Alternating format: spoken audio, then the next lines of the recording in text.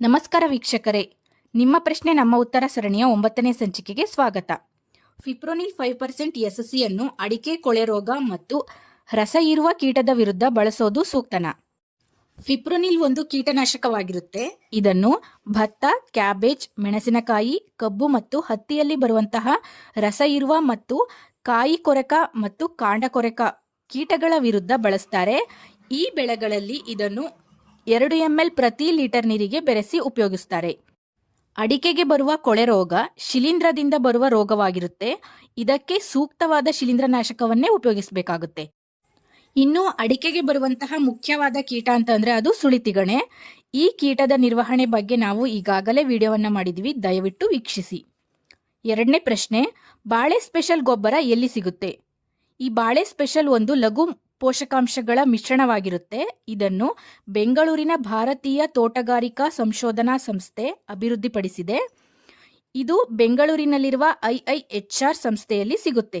ಮತ್ತೆ ಎಲ್ಲ ಕೃಷಿ ವಿಜ್ಞಾನ ಕೇಂದ್ರಗಳಲ್ಲೂ ಕೂಡ ಇದು ಸಿಗುತ್ತೆ. ಹಾಗಾಗಿ ನಿಮ್ಮ ಹತ್ತಿರದ KVKಯಲ್ಲಿ ನೀವು ಸಂಪರ್ಕಿಸಬೇಕಾಗುತ್ತೆ.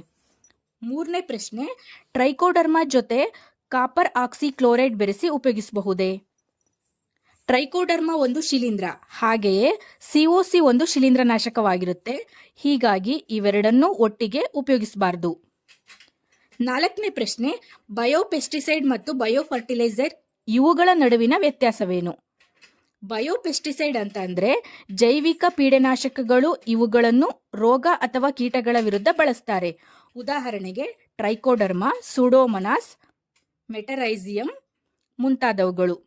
ಬಯೋಫರ್ಟಿಲೈಸರ್ ಅಂತ ಅಂದ್ರೆ ಜೈವಿಕ ಗೊಬ್ಬರಗಳು.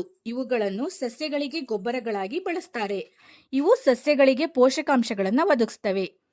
ಉದಾಹರಣೆಗೆ ರೈಸೋಬಿಯಂ, VAM ಮುಂತಾದವುಗಳು. 5ನೇ ಪ್ರಶ್ನೆ, ಹ್ಯೂಮಿಕ್ ಆಸಿಡ್ ಅನ್ನು ಯಾಕೆ ಬಳಸ್ತಾರೆ? ಹ್ಯೂಮಿಕ್ ಆಸಿಡ್ ಮಣ್ಣಿನ ಗುಣಮಟ್ಟವನ್ನು ಹೆಚ್ಚಿಸಿ ಸಸ್ಯಗಳ ಬೆಳವಣಿಗೆಯನ್ನು ಕೂಡ ಹೆಚ್ಚಿಸುತ್ತದೆ.